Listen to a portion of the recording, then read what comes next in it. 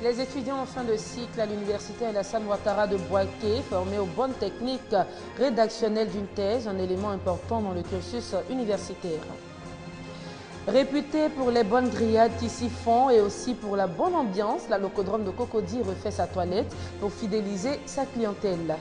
Et puis en Tunisie, ce dimanche est un jour d'élection. Les électeurs sont aux urnes depuis ce matin pour élire 417 députés. Dimanche 26 octobre 2014, merci encore une fois d'être avec nous. Bonjour et bienvenue.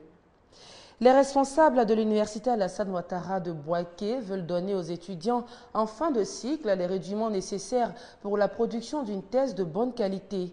Les concernés viennent de bénéficier d'une formation de 3 jours menée en partie par le programme d'appui stratégique à la recherche scientifique en Côte d'Ivoire.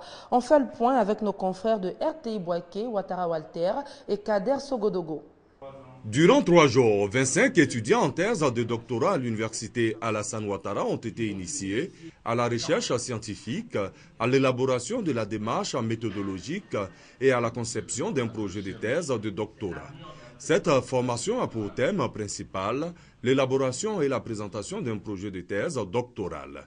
C'est une initiative du programme d'appui stratégique à la recherche scientifique en Côte d'Ivoire, PASRES.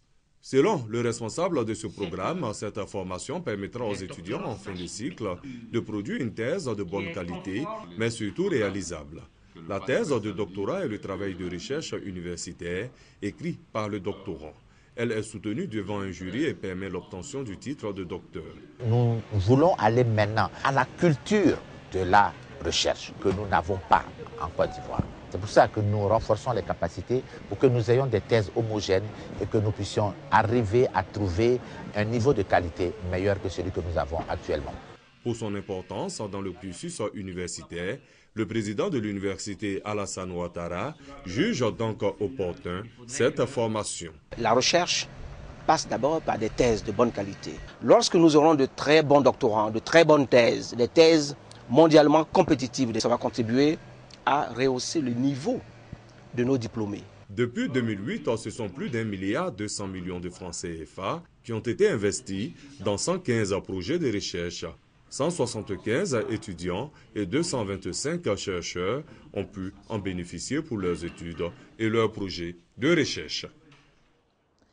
9 millions d'euros, soit 5 milliards 850 millions de francs CFA. C'est le don de la France à la Côte d'Ivoire pour renforcer la lutte contre le virus Ebola qui sévit dans les pays voisins. L'information a été donnée par le président du Parlement français, Claude Bartholome, ce samedi au CHU de Yopougon. Léon Bro.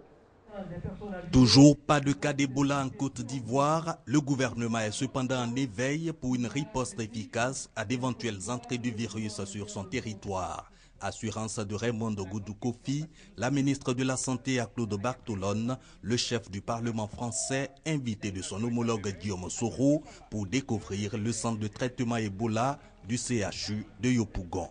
D'une capacité de 22 lits, ce centre disposant d'un personnel de 53 agents déjà formés à la lutte contre Ebola a été passé au peigne fin, des bureaux à la morgue, en passant par les entrées et sorties des cas suspects et confirmés, l'espace d'échange entre patients et parents. Au total, un dispositif impressionnant qui suscite l'appui de la France aux efforts de son allié, la Côte d'Ivoire, 9 millions d'euros, soit 5 milliards 850 millions de francs CFA. La France a décidé de mobiliser 9 millions d'euros tout de suite parce qu'en aidant la Côte d'Ivoire à se protéger, c'est la France et l'Europe qui se protègent. Je trouve qu'il faut saluer aussi le travail qui a été fait en relation avec l'Institut Pasteur pour réussir à obtenir le résultat des tests sur place et le plus rapidement possible. Et je souhaite que toutes les sources de financement se mobilisent très rapidement afin que l'action soit la plus rapide et la plus efficace possible. Ebola, selon l'OMS, est un cas de santé mondial. La maladie a déjà fait près de 5000 morts sur environ 9000 personnes infectées. En Côte d'Ivoire, aucun cas n'est encore déclaré. Et puis en bref, le gouvernement mauritanien a annoncé un renforcement des contrôles suite au premier cas d'Ebola au Mali. Un renforcement de contrôle qui se traduit par une fermeture effective des postes frontières avec le Mali. Ebola qui a fait à ce jour, selon un dernier bilan de l'OMS, plus de 4 900 morts. Des recherches sont en cours dans de nombreux laboratoires à travers le monde pour trouver un remède définitif à la fièvre hémorragique. Les premiers tests de vaccins contre le virus Ebola viennent de débuter sur des volontaires américains et britanniques. La course contre la montre est lancée dans les laboratoires du monde entier, mais rien ne dit à ce jour qu'un vaccin efficace sortira à temps pour enrayer l'épidémie qui a déjà tué près de 5000 personnes en Afrique de l'Ouest. Les plus optimistes affirment qu'il faudra encore 6 à 9 mois pour arriver à un vaccin efficace. Ce que nous savons aujourd'hui, c'est que ce vaccin marche très bien sur un modèle animal. Maintenant, nous testons si ce vaccin est bien toléré et surtout, nous mesurons si se développe dans le sang une immunité suffisante contre Ebola. Nous pouvons le tester sur les échantillons sanguins de plusieurs volontaires et nous allons voir si cela marche. Nous n'en sommes pas encore sûrs, mais nous sommes confiants. Plusieurs candidats vaccins sont actuellement en cours d'expérimentation.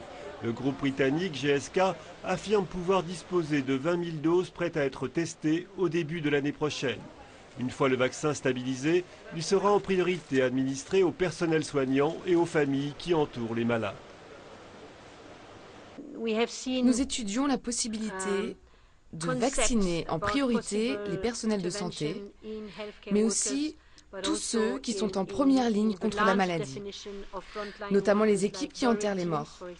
Je ne sais pas si nous pourrons produire une quantité suffisante de vaccins en 2015, mais nous aurons un vaccin en 2015, c'est absolument sûr.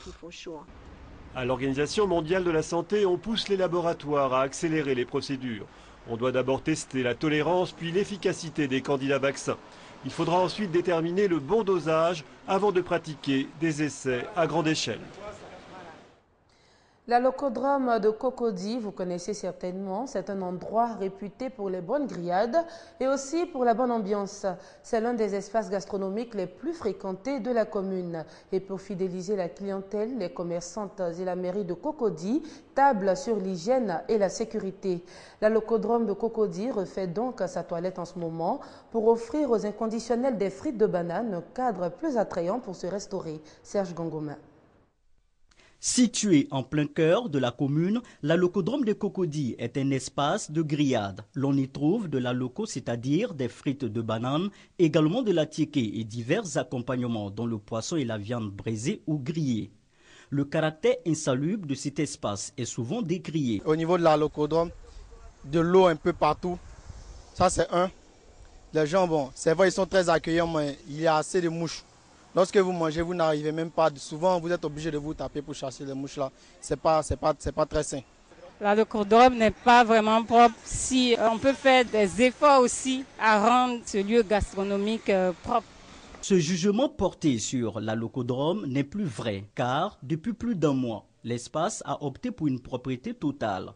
Ces allées qui présentaient autrefois des restants d'aliments couverts de mouches sont aujourd'hui nettoyées. On a lavé ici, on a balayé tous les soirs, on donne l'argent aux enfants pour laver le sol.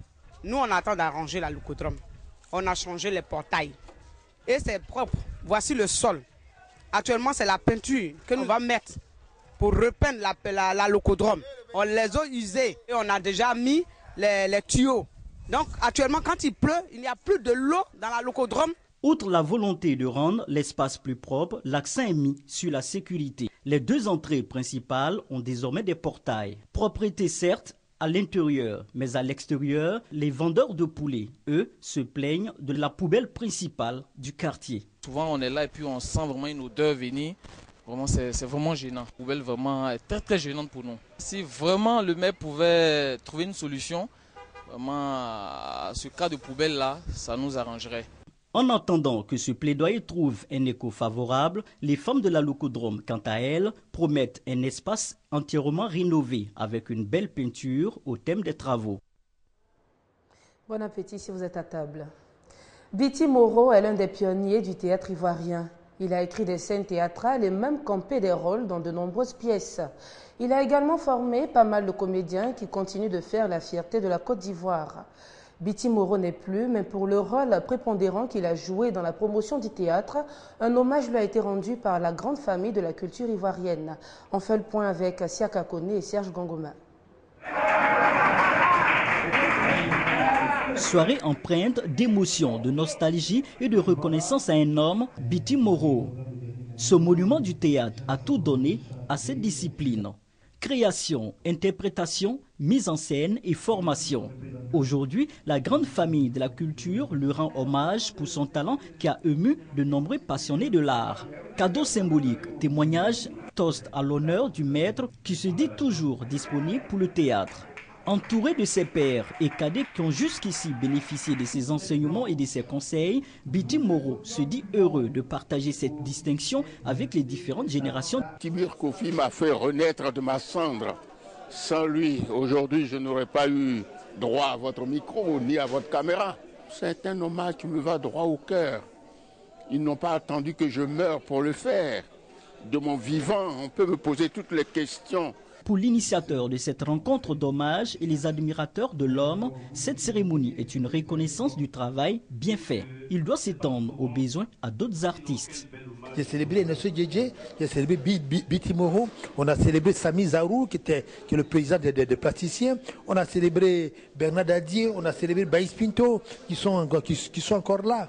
Mais ils sont déjà les symboles d'un passé qu'on a commencé à oublier. Comme le matin, il faut qu'on retourne boire à la source. J'aimerais encore qu'il continue de jouer parce que il n'y a pas de retraite pour un artiste.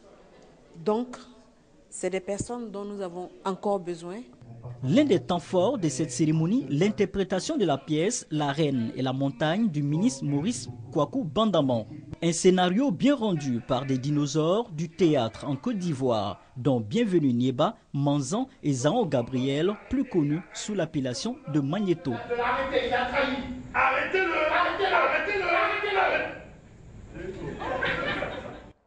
Comme vous avez pu le constater dans l'élément, Biti Moro est bel et bien vivant. Johnny Lafleur, l'un des porte-flambeaux du Ziglibiti en Côte d'Ivoire, lui par contre n'est plus. Il est décédé hier samedi 25 octobre. L'artiste ivoirien souffrait depuis mars dernier d'un mal qui a finalement eu raison de lui. Revenons brièvement sur son parcours avec notre reporter Serge Coléa. Alors, Diabostek, le grand batteur d'Ernesto Djedje. La nouvelle est tombée ce 25 octobre 2014. Johnny Dedi Lafleur, Nyoui, a tiré sa révérence au petit matin de ce samedi à Abidjan. L'artiste, après avoir lutté pendant plusieurs mois, a finalement été emporté par ce mal pernicieux contracté à la suite d'une série d'injections mal administrées.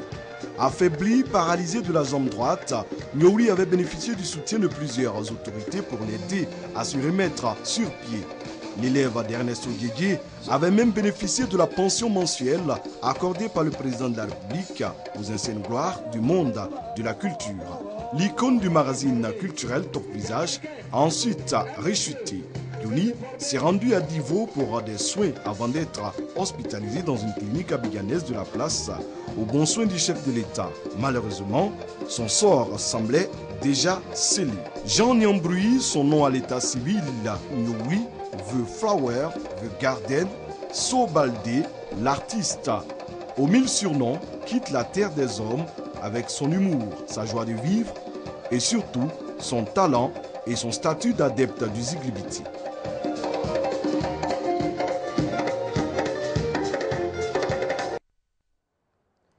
Les Tunisiens sont aux urnes depuis ce dimanche matin. Il s'agit d'élire 217 députés. Ce sont les deuxièmes élections législatives depuis la chute du président Ben Ali. Pour la majorité des Tunisiens, ces élections législatives sont porteuses d'espoir pour tout le monde arabe, malgré les menaces djihadistes. Le pays espère glisser vers une transition démocratique plus réussie. Depuis 2011, le pays a connu un essor de la mouvance djihadiste. Les forces spéciales tunisiennes ont tué 6 personnes, dont 5 femmes, lors d'un assaut dans une maison de Tunis. Un groupe suspecté d'avoir abattu un gendarme dans la rue. Au Brésil aussi, on vote ce dimanche, c'est le deuxième tour de la présidentielle. Le scrutin va se jouer entre Dilma Rousseff, présidente sortante, et l'opposant social-démocrate Aécio Neves. 142 800 000 électeurs prennent part au vote. Qui dirigera demain la 7e puissance économique mondiale? Dimanche, 140 millions de Brésiliens élisent leur nouveau président. Ils seront les arbitres d'un duel qui oppose Dilma Rousseff, présidente sortante de gauche, et Aécio Neves, le candidat de centre-droit. Dans les sondages, Dilma Rousseff devance son rival de 6 à 8 points. Mais rien n'est acquis pour l'héritière de Lula. En effet, contre toute attente, Aécio Neves avait créé la surprise en remportant lui aussi le premier tour. La classe moyenne, la plus hésitante, pourrait jouer un rôle important dans l'issue du scrutin. Le journal se termine ici, mais l'actualité se poursuit sur les www.rti.ci. Merci de nous avoir suivis et très bonne suite de programme sur RTI 2.